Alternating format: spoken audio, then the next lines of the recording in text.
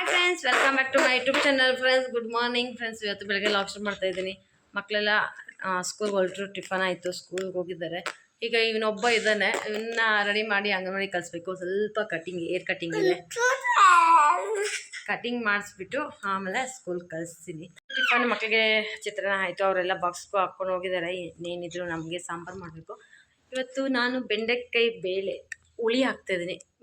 ಬೆಂಡೆಕಾಯಿ ಹುಳಿ ಸಾಂಬಾರು ಮಾಡ್ತಾಯಿದ್ದೀನಿ. ಬನ್ನಿ ಇವತ್ತು ಯಾವ ಥರ ಬೆಂಡೆಕಾಯಿ ಹುಳಿ ಸಾಂಬಾರು ಮಾಡ್ತೀನಿ ಅಂತ ಬಿಟ್ಟು ತೋರಿಸ್ತೀನಿ. ತುಂಬಾ ಚೆನ್ನಾಗಿರುತ್ತೆ, ತುಂಬ ಟೇಸ್ಟಿಯಾಗಿರುತ್ತೆ. ಬೆಂಡೆಕಾಯಿ ಬೇಳೆ ಸಾಂಬಾರೆಲ್ಲ ಹಾಕಿ ಮಾಡೋದ್ರಿಂದ ತುಂಬ ಟೇಸ್ಟಿಯಾಗಿರುತ್ತೆ.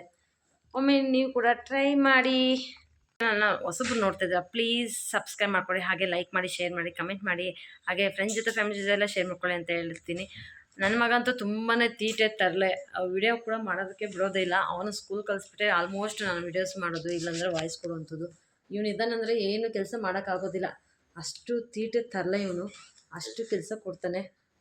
ನೀನು ಬ್ಯಾಡಾಗಿ ಗುಡ್ಡ, ನೀನು ಗುಡ್ ಬಾಯ ಬ್ಯಾಡ್ ಬಾಯ ಹೇಳು, ಬ್ಯಾಡಾ ಗುಡ್ಡ? ಗುಡ್ಡ. ಫ್ರೆಂಡ್ಸ್, ನಾನು ಹೇಳ್ದನಲ್ವ ಬೆಂಡೆಕಾಯಿ ಹುಳಿ ಸಾಂಬಾರು ಮಾಡ್ತೀನಿ ಅಂತ ಹೇಳ್ಬಿಟ್ಟು, ಇವಾಗ ಬೆಂಡೆಕಾಯಿನ ಕಟ್ ಮಾಡಿ ಎಣ್ಣೆಯಲ್ಲಿ ಫ್ರೈ ಮಾಡ್ತಾಯಿದ್ದೀನಿ. ಇಲ್ಲಿ ನೋಡ್ತಾ ಇರ್ಬೋದು, ನಾನು ಸ್ವಲ್ಪ ಉದ್ದಾಗೆ ಕಟ್ ಮಾಡಿ ಇಟ್ಕೊಂಡಿದ್ದೀನಿ. ಯಾಕಂದರೆ ಸಾಂಬಾರು ಬೇಳೆ ಸಾಂಬಾರಲ್ಲಿ ಹಾಕ್ತಾ ಇರೋದಲ್ವ, ಆ ಕಾರಣಕ್ಕೆ ಈ ಥರ ಉದ್ದಕ್ಕೆ ಕಟ್ ಮಾಡಿ ಹಾಕಿರೋವಂಥದ್ದು. ಈ ಥರ ಕಟ್ ಮಾಡಿಬಿಟ್ಟು ಅದಕ್ಕೆ ಸ್ವಲ್ಪ ಆಯಿಲನ್ನು ಹಾಕಿ ಎಣ್ಣೆಯಲ್ಲಿ ಫ್ರೈ ಮಾಡ್ಕೊತೀನಿ. ಸ್ವಲ್ಪ ಇದರಲ್ಲಿ ಬಂಕ ಎಲ್ಲ ಹೋಗೋ ತನಕ ಫ್ರೈ ಮಾಡ್ಕೊತೀನಿ.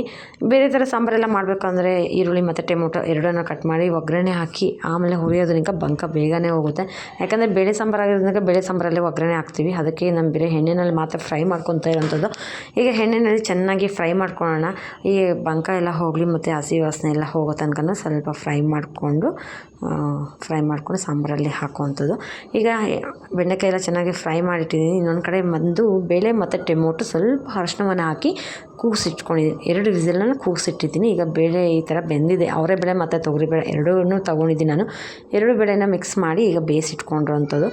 ಇದು ಈಗ ಬೇಳೆ ಎಲ್ಲ ಬೆಂದಿರೋಂಥ ಬೇಳೆಗೆ ಸಾಂಬಾರು ಪೌಡರು, ಧನಿಯಾ ಪೌಡರ್ ಎಲ್ಲನ ಹಾಕಿ ಈಗ ಮಿಕ್ಸ್ ಮಾಡೋ ಅಂಥದ್ದು. ಬನ್ನಿ ತೋರಿಸ್ತೀನಿ ಯಾವ ಥರ ನಾನು ಬೇಳೆ ಸಾಂಬಾರು ಮಾಡ್ತಾಯಿದ್ದೀನಿ. ತುಂಬಾ ಬೇಗ ಆಗುತ್ತೆ ಸಾಂಬಾರು, ತುಂಬಾ ಫಾಸ್ಟ್, ಯಾಕಂದರೆ ಏನೂ ಬೇಕಾಗಿಲ್ಲಲ್ವಾ, ಸುಮ್ಮನೆ ಸಿಂಪಲಾಗಿ ಮಾಡುವಂಥದ್ದು. ಈಗ ನಾನು ರುಚಿಗೆ ತಕ್ಕಷ್ಟು ಉಪ್ಪನ್ನು ಸೇರಿಸ್ಕೊಂಡಿದ್ದೀನಿ. ಇದಕ್ಕೆ ಬಂದು ಸಾಂಬಾರು ಪುಡಿಯನ್ನು ಹಾಕ್ಕೊತಾ ಇದ್ವಿ. ನಮಗೆ ಖಾರಕ್ಕೆ ಎಷ್ಟು ಬೇಕಂತ ನೋಡಿಕೊಂಡು ಸಾಂಬಾರು ಪುಡಿ ಹಾಕ್ಕೊಳ್ಬೋದು. ನಾನೀಗ 1.5 ಸ್ಪೂನ್ ಇಲ್ಲ 2 ಸ್ಪೂನ್ ಸಾಂಬಾರು ಪುಡಿಯನ್ನು ಹಾಕ್ತಾಯಿದ್ದೀನಿ. 2 ಸ್ಪೂನ್ ಸಾಂಬಾರು ಪುಡಿಯನ್ನು ಹಾಕ್ಕೊಂಡಿದ್ದೀನಿ. ಇದಕ್ಕೆ ಬಂದು ಸ್ವಲ್ಪ ಧನಿಯಾ ಪೌಡರನ್ನ ಹಾಕ್ಕೊತಾ ಇದ್ದೀನಿ. 1-2 ಸ್ಪೂನ್ ಧನಿಯಾ ಪೌಡರ್ ಹಾಕ್ಕೊಂಡಿದ್ದೀನಿ. ಆದಷ್ಟು ಧನಿಯಾ ಪೌಡರನ್ನ ಹಾಕ್ಕೊಂಡು ಮಿಕ್ಸ್ ಮಾಡಿ ಕುದಿಸೋಣ. ಈಗ ಇಲ್ಲಿ ನೋಡಿ, ಚೆನ್ನಾಗಿ ಸಾಂಬಾರೆಲ್ಲ ಹಾಕಿ ಚೆನ್ನಾಗಿ ಮಿಕ್ಸ್ ಮಾಡ್ತಿದ್ದೀನಿ. ಬೇಳೆ ಬಂದು ತುಂಬಾ ನೈಸ್ ಮಾಡಲಿಲ್ಲ ನಾನು, ಯಾಕಂದರೆ ಬೆಂಡೆಕಾಯಿ ಹಾಕಿ ಮತ್ತೆ ಅದರಲ್ಲಿ ಬೇಯಿಸೋದನಿಕ ನುಣ್ಣಕ್ಕೆ ಆಗಿಬಿಡುತ್ತೆ. ಈಗ ನಾನು ಬಂದು ಈ ಥರ ಹಾಕಿ ಇಟ್ಟಿದ್ದೀನಿ. ಇದಕ್ಕೆ ಹುರಿದಿಟ್ಕೊಂಡಂಥ ಬೆಂಡೆಕಾಯಿನ ಕೂಡ ಇದರಲ್ಲಿ ಹಾಕಿ ಕಾಯಿಸೋಣ. ಚೆನ್ನಾಗಿ ಕಾಯಿಸ್ಮೇಲೆ ಈ ಸಾಂಬಾರು ಪುಡಿ ಎಲ್ಲ ಹೀಗೆ ಹಾಕಿದ್ದೀನಲ್ವ, ಇದು ಹಸಿ ವಾಸನೆ ಹೋಗೋ ತನಕ ಇರಲಿ. ಇದ್ಮೇಲೆ ಬೆಂಡೆಕಾಯಿನ ಹಾಕುವಂಥದ್ದು. ನಾನೀಗ ಬೆಂಡೆಕಾಯಿ ತೊಗೊಂಡಿದ್ದೀನಿ ನೋಡಿ, ಈ ಥರ ಹುರಿದು ಸ್ವಲ್ಪ ಹಾರಿದೆ, ತಣ್ಣಗೆಲ್ಲ ಆಗಿದೆ. ಈಗ ಹಾಕ್ತಾಯಿರೋವಂಥದ್ದು ಈ ಬೆಂಡೆಕಾಯಿನ ಸಾಂಬಾರೆಲ್ಲ ಹಾಕ್ತೀನಿ. ತುಂಬ ಅಂದರೆ ತುಂಬ ಚೆನ್ನಾಗಿರುತ್ತೆ. ನನಗಂತೂ ತುಂಬ ಇಷ್ಟ, ನನಗೆ ಬೆಂಡೆಕಾಯಿ ಅಂದರೆ ತುಂಬ ಇಷ್ಟ.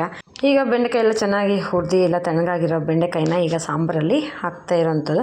ಈಗ ಸಾಂಬಾರಲ್ಲಿ ಹಾಕಿ ಮಿಕ್ಸ್ ಮಾಡ್ತೀನಿ. ಇನ್ನೇನು ಅದು ಚೆನ್ನಾಗಿ ಸಾಂಬಾರಲ್ಲಿ ಕುದೀಲಿ, ಅಷ್ಟರಲ್ಲಿ ಸಾಸಿವೆ, ಎಣ್ಣೆ, ಕರಿಬೇವಿನ ಸೊಪ್ಪು ಮತ್ತು ಈರುಳ್ಳಿ ಹಾಕಿ ಒಗ್ಗರಣೆ ಹಾಕುವಂಥದ್ದು.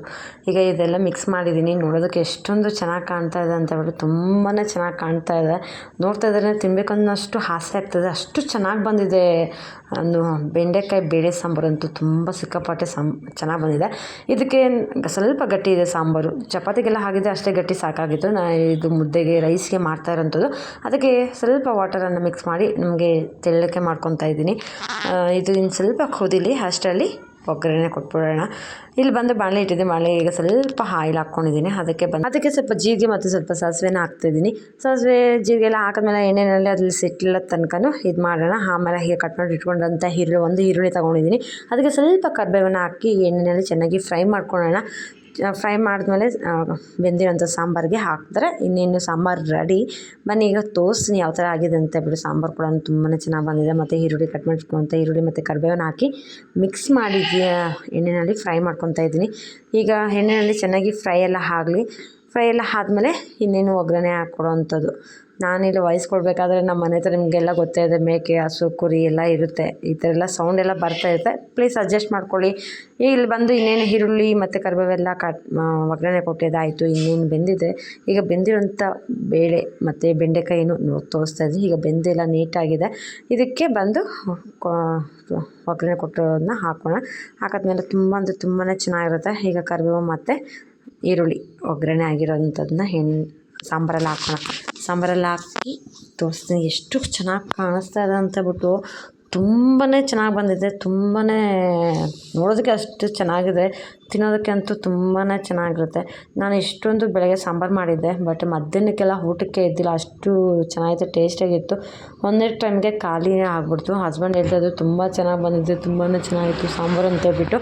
ನೀವು ಕೂಡ ಒಮ್ಮೆ ಟ್ರೈ ಮಾಡಿ, ತುಂಬಾ ರುಚಿಯಾಗಿರುತ್ತೆ. ಸಿಂಪಲ್ಲಾಗಿ ಏನೂ ಕಷ್ಟನೇ ಇಲ್ಲ. ಈ ಥರ ಬೇಳೆ ಸಾಂಬಾರು ಮಾಡೋದು ತುಂಬಾ ಈಸಿಯಾಗಿ ಮಾಡ್ಕೊಳ್ಳೋವಂಥದ್ದು.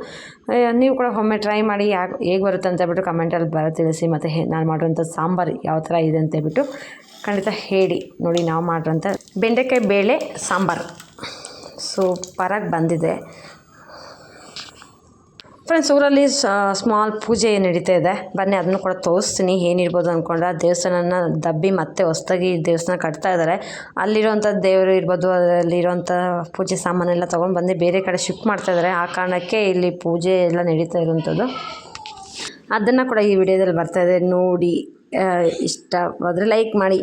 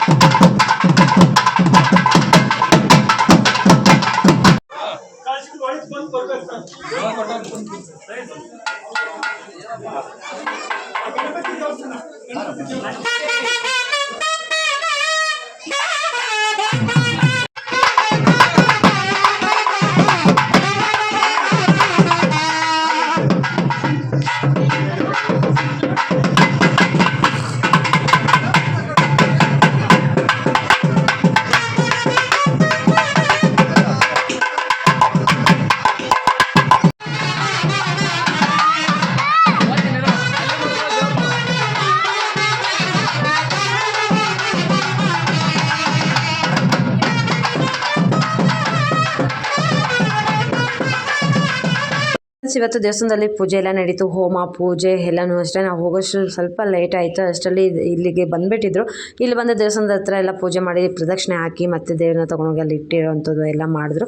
ಇದೇ ದೇವಸ್ಥಾನದ ಜಾಗ ಬಂದು ಇಲ್ಲಿ ದೇವಸ್ಥಾನ ಕಟ್ತಾ ಇದ್ದಾರೆ. ಮತ್ತು ಆಪೋಸಿಟ್ ಇನ್ನೊಂದು ದೇವಸ್ಥಾನ ಇತ್ತು, ಅದನ್ನು ದಬ್ಬಿ ಮತ್ತೆ ಕಟ್ಟೋದಕ್ಕೆ ಇದು ದೇವ್ರನ್ನ ಎತ್ಕೊಂಡೋಗಿ ಅಲ್ಲಿ ಇಡ್ತಾ ಇರೋದು. ಫ್ರೆಂಡ್ಸ್, ಈ ವಿಡಿಯೋ ಇಲ್ಲಿಗೆ ಎಂಡ್ ಮಾಡ್ತೀನಿ.